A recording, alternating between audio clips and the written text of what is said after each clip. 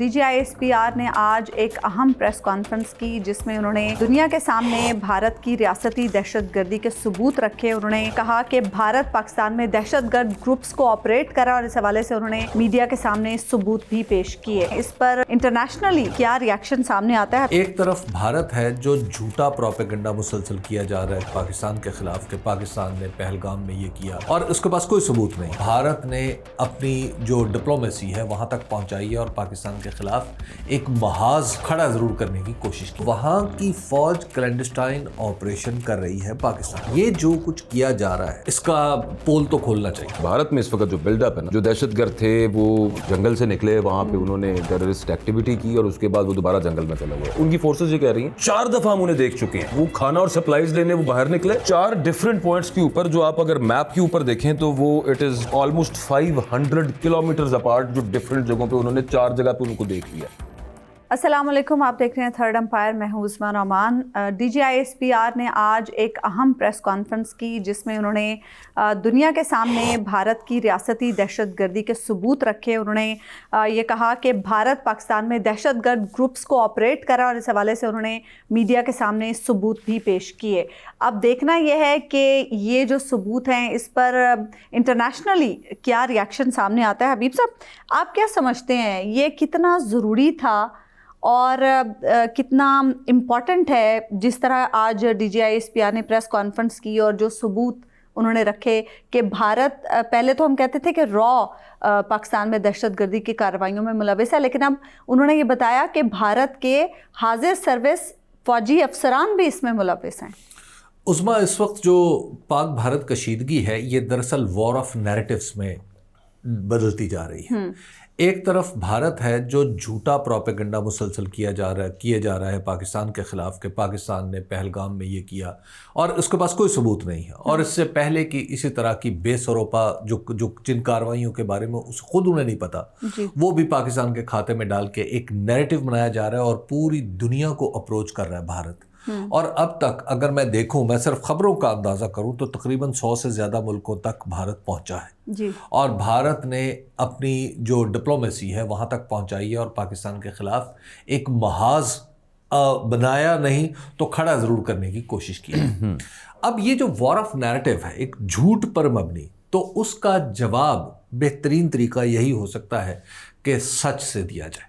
اور آج جو DGISPR نے لیفٹیننٹ جنرل احمد شریف چودھری نے جو پریس کانفرنس کی ہے اور اس میں جو آڈیو سنائی ہے، جو ویڈیوز دکھائی ہیں، جو ثبوت دکھائے ہیں، ان سے صاف یہ پتہ چل رہا ہے کہ سرحد پار کے لوگ، یعنی جو بھارت میں بیٹھے ہیں، وہ پاکستان کے اندر آپریٹ کر رہے ہیں. اب ظاہر ہے جب ان کی شناخت ایک حاضر سروس فوجی کے طور پہ ہوگی یا ایسی شناخت ہوگی جو کسی یونٹ سے، کسی بریگیڈ سے یا اس طرح کی کسی چیز سے وہ منسلک ہو سکے، تو اس کا مطلب کیا ہے؟ اس کا مطلب یہ ہے کہ وہاں کی جو فوج ہے وہ آمنے سامنے، فوج کا کام تو آمنے سامنے آ کے لڑنا ہے نا، تو وہاں کی فوج کلینڈسٹائن آپریشن کر رہی ہے پاکستان کے اندر سیبوٹیج کی کارروائیاں کر رہی ہے. اب یہ کتنی عجیب و غریب بات آج ہمیں پتہ چلی کہ وہ جو ڈرونز ہیں وہ استعمال کیے جاتے ہیں آئی ڈیز کو منتقل کرنے کے لیے پاکستان کے اندر. اب ظاہر ہے بہت چھوٹا سا ڈرون ہوتا ہے، اب ہر وقت ہیومنلی پاسبل نہیں ہوتا کہ وہ نظر میں آئے. نو ڈاؤٹ ہماری سرحدوں پہ ایک دوسرے پر بڑی نظر رکھی جاتی ہے، لیکن وہاں سے کوئی چیز ادھر آ رہی ہے اور اس طریقے سے آ رہی ہے. آپ دیکھیں نا، یہ تو خالصتاً مجرمانہ نوعیت کا کام ہے نا. مطلب آپ نے کئی خبریں دیکھی اور سنی ہیں کہ جو منشیات فروش ہیں وہ ڈرونز میں منشیات لگا کے ایک جگہ سے دوسری جگہ منتقل کر رہے ہیں. یہ تو اس طرح کا سمگلنگ کا اور اس طرح کا جو جرائم پیشہ گروہ ہے، اور پھر آن لائن ٹریننگز دی جا رہی ہیں ان آئی ڈیز کو آپریٹ کرنے کے حوالے سے. اب دیکھیے نا کہ یہ جو کچھ کیا جا رہا ہے تو اس کا پول تو کھولنا چاہیے اور اس کا پردہ بھی فاش کرنا چاہیے اور بالکل پن پوائنٹ کر کے کرنا چاہیے اور دنیا کو بتانا چاہیے کہ جو اس وقت بھارت ہمارے خلاف جو بات دنیا میں پھیلا رہا ہے، اصل حقیقت یہ ہے کہ وہ خود اس کا مجرم ہے. تو اب یہ جو وار آف نیریٹو ہے کہ وہ پاکستان کو ایک دہشت گردوں کا پشت پناہ ملک ثابت کرنے کی کوشش کرے، تو ہم انہیں ثابت کریں کہ وہ ایک دہشت گرد ملک ہیں. وہ دہشت گردی کو سپورٹ کرتے ہیں, وہ ایکسپورٹ کر رہے ہیں. پاکستان میں دہشت گردی میں پاکستان کے اندر دہشت گردی کے اندر ملوث ہے. تو یہ جو وار آف نیریٹو ہے, اس میں میرا خیال ہے کہ آج کی جو پریس کانفرنس ہے اس نے کافی اہم ایک کردار ادا کیا ہے. اور پاکستان کی طرف سے آپ یوں کہہ لیجئے کہ جو اس طرف سے یعنی انڈیا کی طرف سے جتنی بھی کوششیں سرکاری سطح پر ہو رہی تھیں پاکستان کو خدا نخواستہ دہشت گرد یا دہشت گردوں کا پشت پناہ ثابت کرنے کی, آج ان کے راستے میں ایک رکاوٹ پاکستان کی فوج کی طرف سے کھڑی کی گئی ہے کہ اپنی انٹیلیجنس ایجنسیز کے ذریعے یا جن لوگوں کو انہوں نے پکڑا ہے اس سے حاصل شدہ معلومات جو ہیں وہ دنیا کے سامنے رکھی ہیں. تو یہ اب جو وار آف نیریٹو میں پاکستان کا جو آپ یوں کہیے کہ جو لگ رہا تھا کہ جیسے کہ پاکستان ڈپلومیٹکلی اتنا ایکٹیو نہیں ہے, ڈپلومیٹکلی چلیے نہ صحیح, ابھی وہاں پہ وہ دوسری سائڈ کا مسئلہ ہے, لیکن یہ جو نیریٹو میں ہے اس نے بڑا امپورٹنٹ رول آج کی پریس کانفرنس نے ادا کیا. اکبر آپ کا کیا یہ بھی, اور اس کے علاوہ اس سے پہلے جو امپارشل نیوٹرل انکوائری کا جو پاکستان کہہ رہے ہیں نا کہ آپ ہمیں بھی نکالتے ہیں, آپ امریکہ کر لیں بیچ میں, چین آ جائے بیچ میں, یونائٹڈ نیشنز کر لیں, تو یہ ایک یہ چیز تھی. دوسرا یہ کہ بھارت میں اس وقت جو بلڈ اپ ہے نا وہ یہ چل رہا ہے کہ جو دہشت گرد تھے وہ جنگل سے نکلے, وہاں پہ انہوں نے وہ ٹیررسٹ ایکٹیویٹی کی اور اس کے بعد وہ دوبارہ جنگل میں چلے گئے. اب وہ یہ کہہ رہے ہیں کہ ان کی فورسز یہ کہہ رہی ہیں کہ وہ 4 دفعہ ہم انہیں دیکھ چکے ہیں, وہ کھانا اور سپلائیز لینے وہ باہر نکلے 4 ڈفرینٹ پوائنٹس کے اوپر, جو آپ اگر میپ کے اوپر دیکھیں تو وہ it is almost 500 kilometres apart, جو ڈفرینٹ جگہوں پہ انہوں نے 4 جگہ پہ ان کو دیکھ لیا. ایک آدھی جگہ پہ وہ کہتے ہیں کہ ہمارا فائرنگ کا تبادلہ بھی ان کے ساتھ ہوا ہے. یہ ان قریب کوئی غلطی کریں گے ہم انہیں پکڑ لیں گے. بنیادی طور پہ وہ کرنے جا رہے تھے اور کرنا بھی ابھی بھی انہوں نے یہی کرنا ہے کہ وہ کوئی 3-4 بندے انہوں نے پھڑے ہوئے جی, وہ انہوں نے اٹھا کر نا یہ دیکھیں یہ ہم ان کو ٹریک کرتے کرتے ہم نے ان کو ٹریک کر لیا, اور یہ وہ لوگ ہیں وہ آ کے بیان بھی دے دیں گے اور وہ کہیں گے ہم نے یہ پہلگام والا اٹیک کیا, سب کچھ جو معاملہ تھا, اور وہ پاکستان کے اوپر اس کو پن کر دیں اور پھر وہ دوبارہ ایک وہ شروع ہوگا. لیکن یہ 2 چیزیں, امپارشل انکوائری جو پاکستان نے انڈیا کو کہا, اور دوسرا یہ کہ آپ تو ہمارے پہ الزام لگا رہے ہیں, ہم نے ثبوت کے ساتھ آپ کو اس سے پہلے وہ دکھا دیا. تو اس میں ڈپلومیٹک جو اس ایک دونوں ممالک کے درمیان مقابلہ ہے اس میں اپر ہینڈ آ گیا وقتی طور پہ پاکستان کا. But at the same time India میں جو ہے نا, پھر اگین میں وہی بات کروں گا, وہاں پہ ریٹریبیوشن, ہم نے بدلہ لینا ہے اور ہم نے مزہ چکھانا ہے اور ہم نے ڈیٹرنس کو دوبارہ ری انفورس کرنا ہے, یہ کچھ نہ کچھ ہونا ضرور ہے وہاں سے. تو صرف ایک چھوٹی سی میں گزارش اس پریس کانفرنس کے حوالے سے یہ کہ اگر ایک پریس کانفرنس حکومت کر لے اور ساتھ اس میں ایک پولیٹیکل کنسنسس کی طرف بھی چلی جائے تو سارا کچھ ایئر ٹائٹ ہو جائے گا نا. اس میں آپ تحریک انصاف کو ٹوٹل آؤٹ رکھیں. آج بھی آپ دیکھیں کہ عمران خان صاحب کو جیل میں عدالت کے حکم کے باوجود 3ری 4تھی دفعہ جو وکلا اور ان کی فیملی کی ملاقات تھی نہیں ہونے دی گئی. نہیں, کچھ وکلا کی ملاقات ہوئی ہے, جن کے نام تھے ان کی نہیں ہوئی, جو جن چنیدہ لوگوں کو, اپنی مرضی کے لوگوں کو صرف وہاں بھیجا گیا. دیکھیں اس میں مدعا اس میں یہ ہے کہ گلا تو برقرار ہے نا تحریک انصاف کا, بڑی سیاسی جماعت ہے, اور اس وقت ماحول بنا ہوا ہے. یہ ملٹری فرنٹ پہ پاکستان کی پوری تیاری ہے, ڈپلومیٹک فرنٹ پہ زبردست کام ہو گیا. آپ نے نیریٹو وار کے اندر ایک اپر ہینڈ لے لیا, پولیٹیکل بھی ساتھ کر لیں تو بہتر نہ ہو جائے, سارا کچھ اکٹھا ہو جائے تو بیسٹ ہو جائے. حبیب صاحب, پولیٹیکل شاید حکومت نہیں چاہتی کہ کچھ ایسا ہو سکے, کیونکہ آج جب علیمہ خان صاحبہ آرڈرز دکھا رہی تھی کورٹ کے تو وہ پنجاب پولیس کے اہلکار تھے جو انہیں آگے نہیں بڑھنے دے رہے تھے, اور علیمہ خان صاحبہ انہیں کہہ رہی تھی کہ توہین عدالت بھی لگ سکتی ہے, تو وہ آگے سے بس جی کرے جا رہے تھے. عظمیٰ, بھارت نے پاکستان پر الزام لگایا پہلگام کے معاملے پہ, میں اس کو کوئی رتی برابر اہمیت دینے کے لیے تیار نہیں.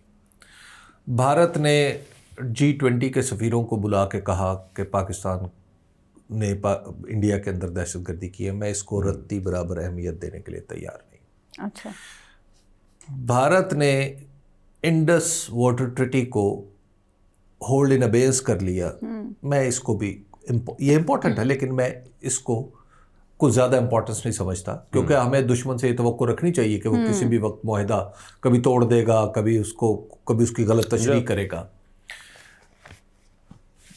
یعنی مجھے کوئی بھارتی اقدام یا بھارت کی یہ دھمکی کہ جناب ایون وزیر اعظم بھارت نے جو نریندر مودی صاحب نے کہا کہ جناب ہم یہ کر دیں گے, ہم وہ کر دیں گے, مجھے بالکل پریشانی نہیں. مجھے جو پریشانی ہے بھارت کے اب تک کے جتنے اقدامات کی بطور پاکستانی, وہ صرف ایک ہے, وہ ان کی آل پارٹیز کانفرنس ہے. इसके सिवा भारत के तमाम इक़दामात की कोई हैसियत नहीं। ये जो ऑल पार्टीज कॉन्फ्रेंस की है ना, ये एक उन्होंने अपने अंदर एक ऐसी ताकत पैदा कर ली है और एक ऐसा मैंडेट ले लिया है हुकूमत ने जो बड़ा ख़तरनाक है। देखिए आम तौर पर हुकूमती इदारे, रियासती इदारे इस तरह के वाक़यात पे एक स्टैंडर्ड काम करते हैं। उनका तयशुदा मेयार होता है, तयशुदा रास्ते होते हैं जिस पे उन्होंने एक्ट करना होता है। मिसाल के तौर पर अगर दहशतगर्दी का वाक़या हो पाकिस्तान में, खुदा न खास्ता हमारे सामने बहुत सारे हो चुके हैं, तो क्या होता है, स्टैंडर्ड तरीका है, पुलिस आएगी, ये आएगी, फिर तफ्तीश होगी, फिर होगा, और फिर उनमें कोई बाहर का पता चलेगा तो हम बाहर दुनिया के सामने पेश कर देंगे। लेकिन पहलगाम वाक़े को बुनियाद बनाकर जो इंडिया ने एक नेशनल रिस्पॉन्स क्रिएट किया है, ये ख़तरनाक है। और उसके जवाब में मुझे हम नहीं इसी में मुझे सारे का सारा खतरा इससे महसूस होता है, क्योंकि फौजी रिस्पांस का जवाब दिया जा सकता है।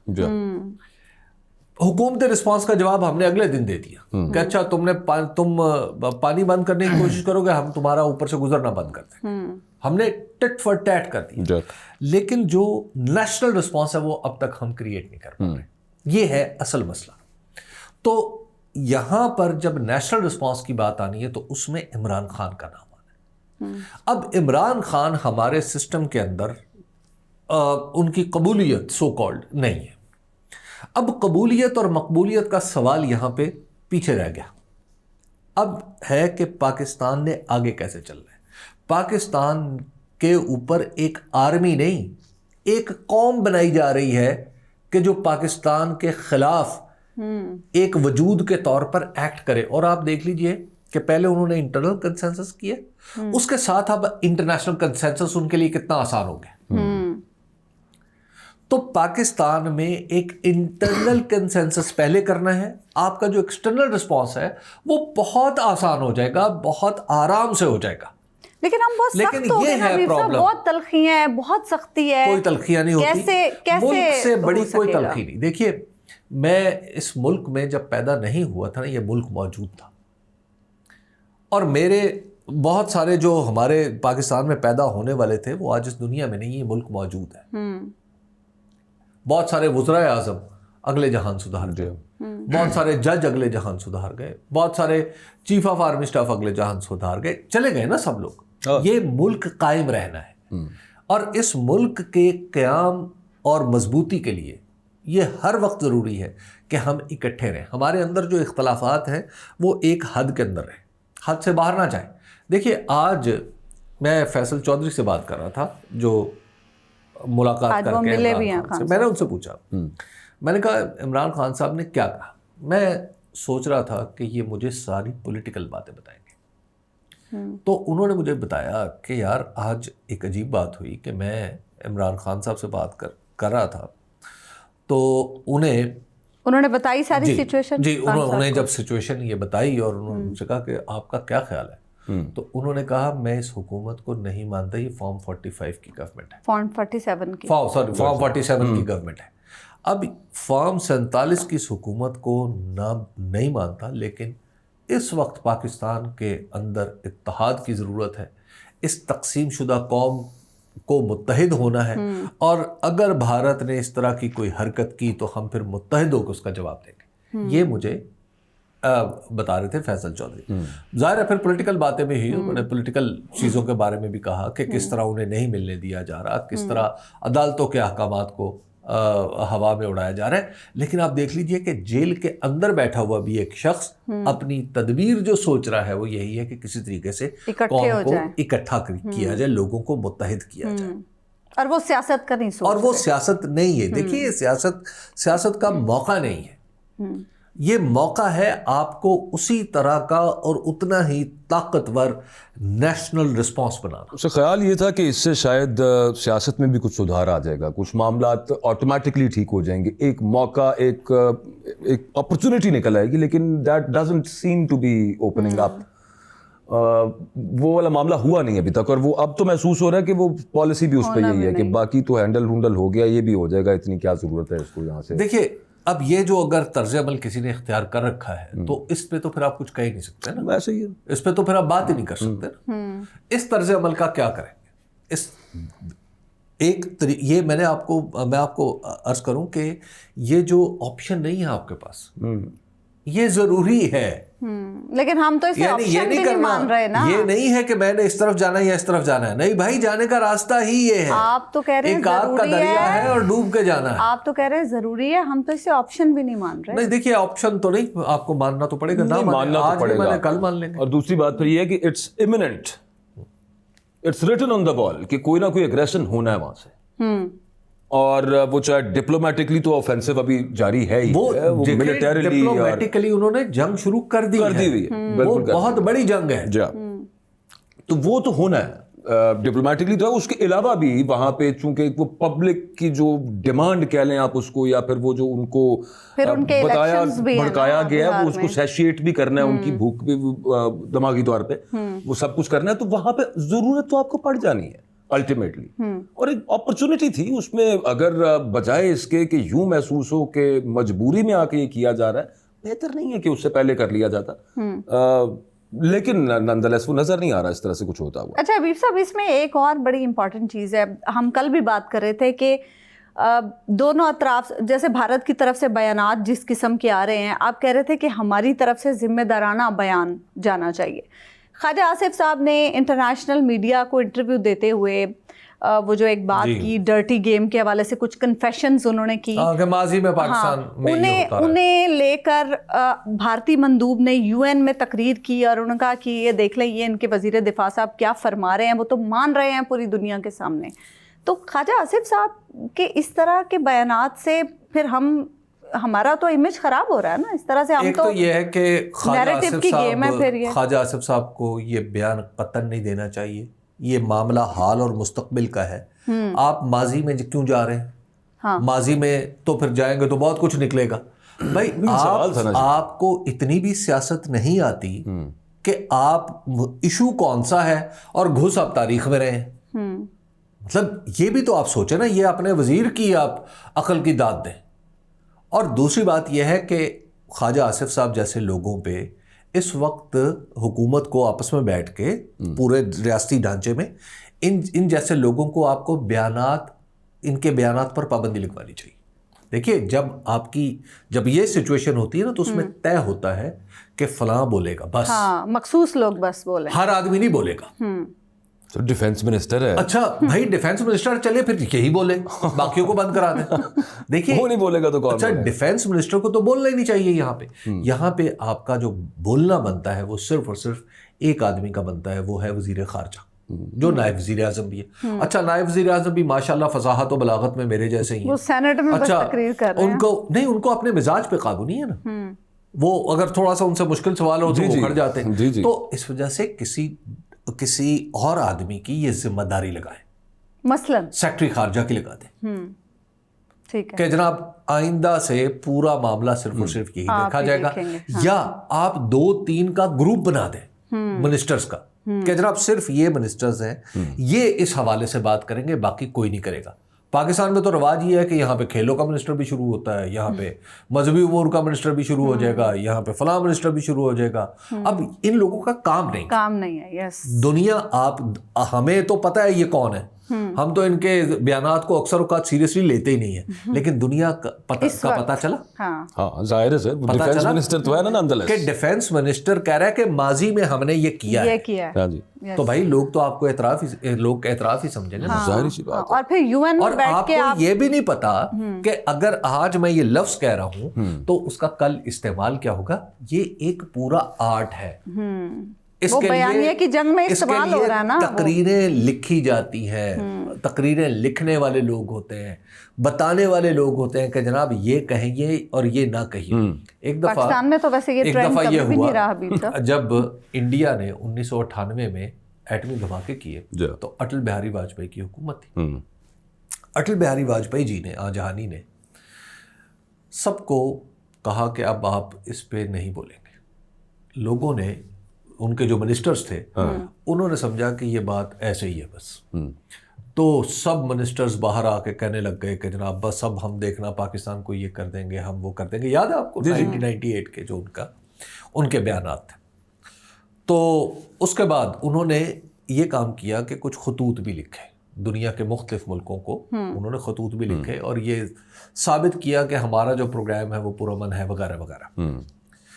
لیکن اس کے بعد ہوا کیا کہ جو جتنے منسٹرز تھے ان کے وہ بڑھ بڑھ کے بولنا شروع ہو گئے، تو انہیں پھر پابندی لگانا پڑی.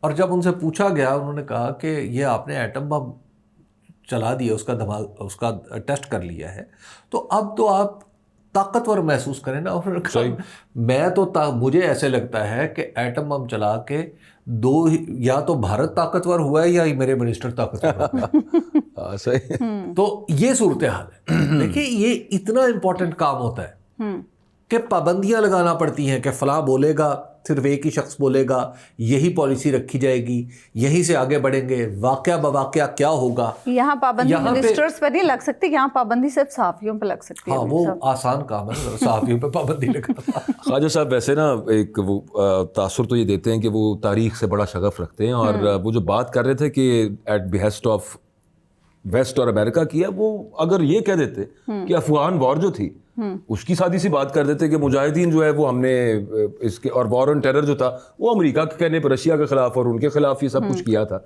یہ کافی تھا. اور سوال اس میں پورا سوال کا بھائی اوائڈ کر دینا چاہیے تھا، آپ کو کہہ دینا چاہیے تھا میں اس سوال کا جواب نہیں دینا چاہتا. ویسے خواجہ صاحب تو کافی اس ڈیوریشن میں کافی بیانات ایسے دے چکے. پہلے انہوں نے وہ جنگ کے حوالے سے بیان دے دیا، پھر انہوں نے کہا نہیں میرے کہنے کا یہ مطلب نہیں تھا. ابھی بھی وہ کہہ رہے ہیں کہ 2-4 دنوں میں کچھ ہوتا ہوا دیکھ رہا ہوں. اب آپ ذرا تصور کیجئے نا کہ جس مجلس میں یہ لوگ بیٹھے ہوں گے اور وہاں پہ سوچ بچار کیسے چل رہی ہوگی. مجھے تو ان کی جو تقریر تھی، میں جس دن ان کا انٹرویو دیکھا اسی دن میرے ذہن میں یہ آیا کہ یہ کیا بات کر رہے ہیں. یہ وزیر دفاع ہیں، یہ کیا ہیں، یا یہ ہسٹری کا کوئی لیکچرر ہے، اور وہ بھی اتنے امپورٹنٹ موقع یا کوئی یہ تجزیہ کار ہے. ان سے تجزیہ تو نہیں لیا جا رہا بھائی. آپ سے تو پوچھا جا رہا ہے کہ آپ ایٹمی قوت ہیں، آپ کے مقابلے پہ ایک ایٹمی قوت کہہ رہی ہے کہ ہم آپ پہ چڑھ دوڑیں گے، یا اس طرح کا میسیجنگ دے رہی ہے. تو پھر تو آپ کو کلیئر کٹ بات کرنی چاہیے نا. اور آپ اس میں جواز پیش کریں، تاریخ سے پتہ نہیں کیا اٹھا رہے ہیں، یہاں سے کیا اٹھا رہے ہیں. جب آپ چھوڑیں خیر سر، انہوں نے کرنا تھا کر دیا، تو پھر یہی کچھ. اچھا بات دیجیے، ISPR یہ بھی کہہ رہے تھے کہ 7 دن ہو گئے ہیں پہلگام کے واقعے کو، ابھی تک زبانی جمع خرچ ہو رہا ہے، اور کوئی ثبوت انڈیا نے پیش نہیں کیا دنیا کے سامنے بھی، نہ ہمارے آگے کوئی ثبوت رکھا ہے. 7 دن ہو گئے ابھی تک انڈیا نے کچھ کیا بھی نہیں ہے، سوائے وہ جو دوسرے اقدامات تھے. ہم جو ایکسپیکٹ کر رہے تھے کہ کوئی نہ کوئی ایسا فوجی ریاکشن آئے گا وہاں سے، وہ بھی نہیں آیا. کیا سوچ رہا ہے انڈیا، کیوں ڈیلے ہو رہا ہے؟ دیکھیے انڈین سوسائٹی ڈیوائڈ ہو رہی تھی تیزی سے اپنی ہندتوا کی اپروچ کی وجہ سے. 1 2 انڈیا کے اندر بہت سارے لوگوں کو اعتراض تھا کہ، اور کئی رپورٹس آ رہی تھی ایون امریکہ سے بھی، کہ انڈیا اپنی مذہبی اقلیتوں کے ساتھ ٹھیک سلوک نہیں کر رہا. ٹھیک ہے. نمبر 3، اس واقعے نے انڈیا کو یہ موقع دے دیا کہ وہ پوری دنیا تک اپنی ریچ بنا لے. اب آپ ذرا دیکھیے کہ یکا یک اس واقعے نے کیا کیا، انڈین سوسائٹی کو متحد کیا. ایک. نمبر 2، پورے پولیٹیکل لوگوں کو ایک جگہ بیٹھنے پہ مجبور کیا، سارے ڈفرینسز ختم. تیسرا، پوری دنیا میں پوری قوت کے ساتھ اپنی بات پہنچائی پاکستان کے خلاف.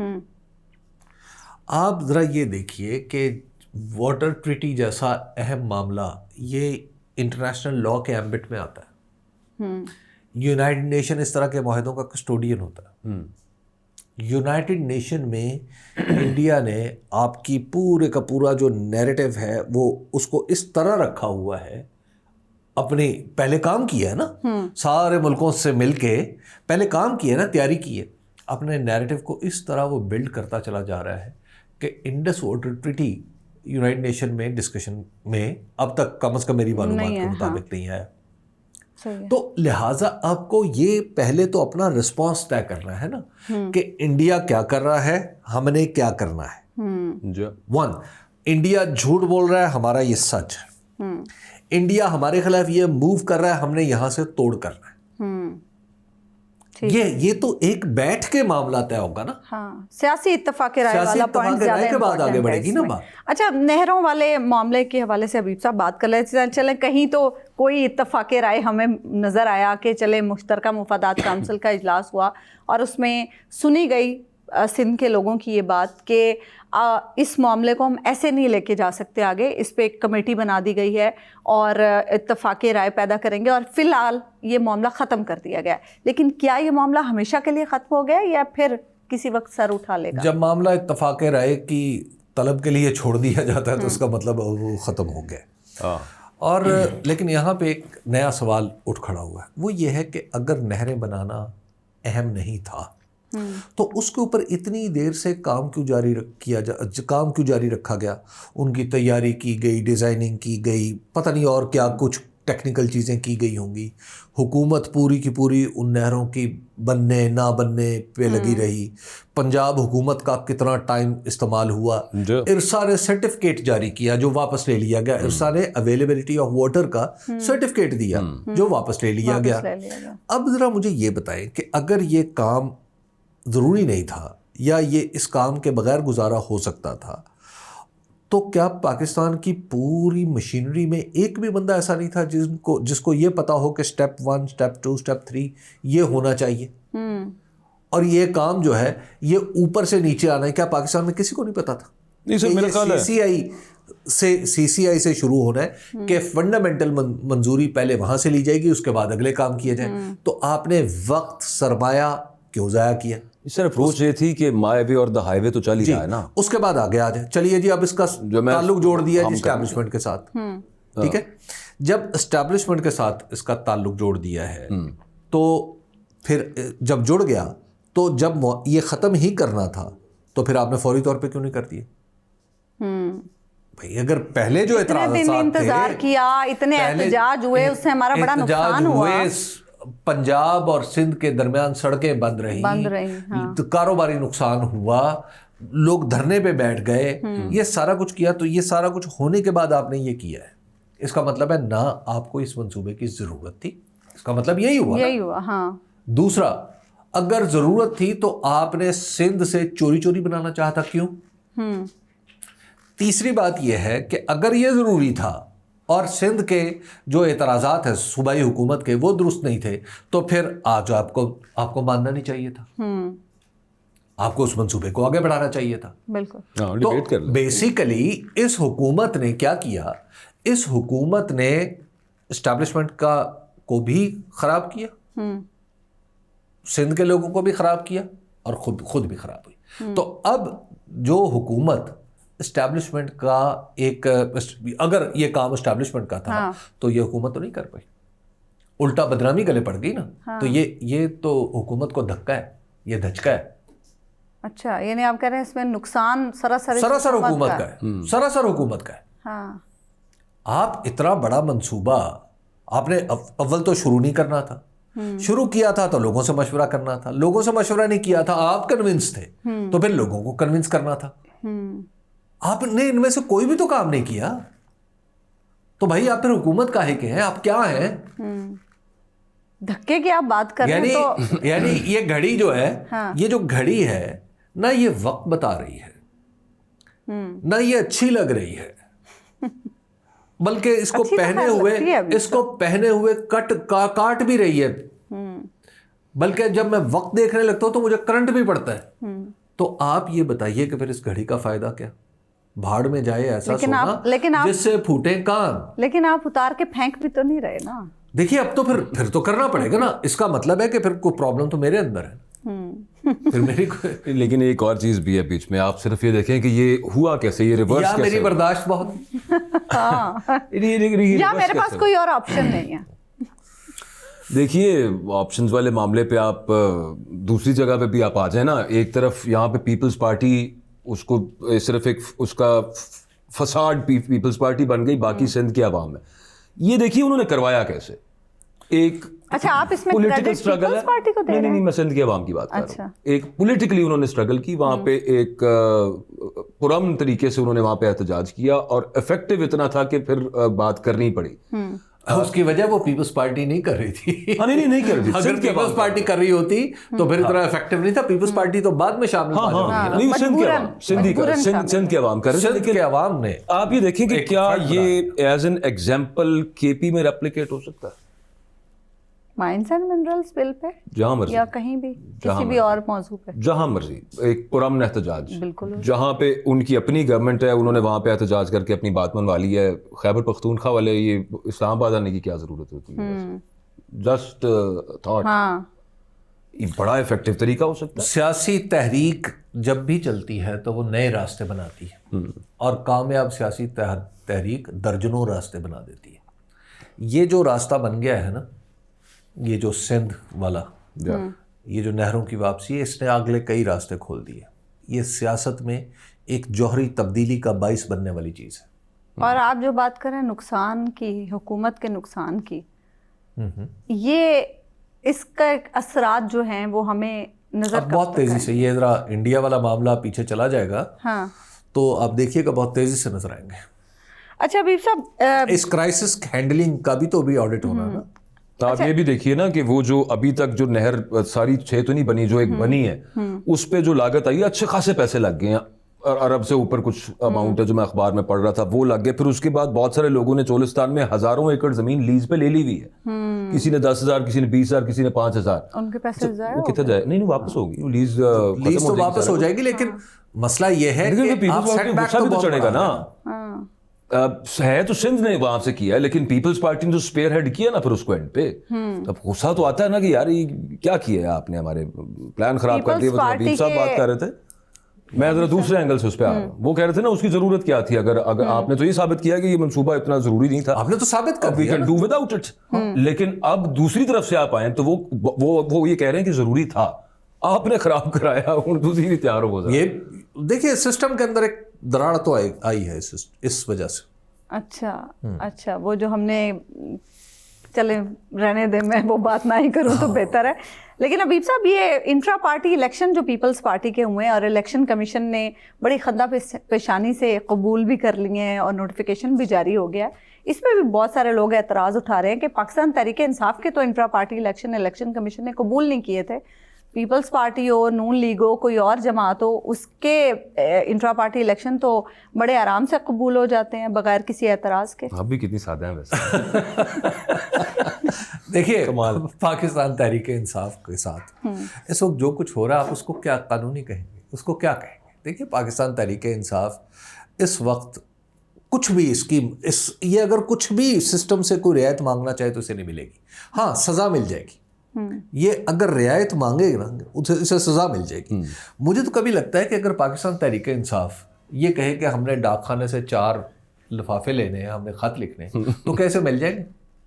آپ مجھے تحریک انصاف کے نام پر ایک بجلی کا کنیکشن لگوا کے دکھا دیں پاکستان میں. نہیں ہو سکتا, وہ تو کاٹے ہیں نا ادھر تو انہوں نے, بلکہ لیکن آپ کہیں کہ یہ بندہ تحریک انصاف کا ہے, اس کی بجلی اس کی کاٹ دو, فوراً کٹ جائے گی.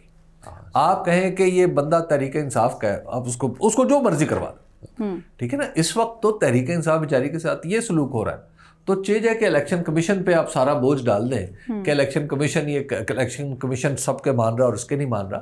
دیکھیے یہ جو کچھ سلوک ہم کر رہے ہیں نا, یہ امتیاز جو پیدا کریں نا پولیٹیکل پارٹیز میں, یہ ہم اچھا نہیں کر رہے. یہ پاکستان تحریک انصاف کا الیکشن اور اس کو اس طرح جانچنا شروع کر دیا جائے کہ جیسے وہ جنرل الیکشن ہے, اور جنرل الیکشن کو اس طرح جانچا جائے کہ جیسے یہ پیپلز پارٹی کا الیکشن ہے. ایسا اچھا نہیں لگتا. اداروں کی ویلیو اس طرح بڑھتی نہیں ہے, اداروں کی ویلیو کم ہوتی ہے. بھروسہ الیکشن کمیشن پر بڑھے گا نہیں, کم ہوگا لوگوں کا. اور الیکشن کمیشن جس کام میں لگا ہوا نا کہ ایک ہی سیاسی جماعت کے الیکشن کو انشور کر رہے کہ ٹھیک ہو جائے, اہم اس کا کام پاکستان کے اندر الیکشن کو ٹھیک کرنا ہے. ہاں, جس کے بارے میں ابھی تک کوئی توجہ نہیں ہے, جس کے بارے میں آپ اب تک جاتے جاتے ویسے صحیح نہیں. یہ الیکشن کمیشن نہیں بھی تو ری ارینج ہونا تھا, وہ کیا بنا ہے, وہ تو پسے آیا. کوئی نہیں پوچھ رہا, اپوزیشن لیڈر بھی نہیں پوچھ رہے. उन्होंने तो खत पत्र नहीं, लिखे हैं। अपोजिशन लीडर ने खत तो लिखे हैं खत काफी लिखे हैं, बार। चले मतलब उसको खैर और क्या करें क्या करें क्या करें खत ही लिख सकते हैं और कुछ नहीं कर सकते। हमें इजाजत दीजिए नाज़रीन, अल्लाह निगहबान।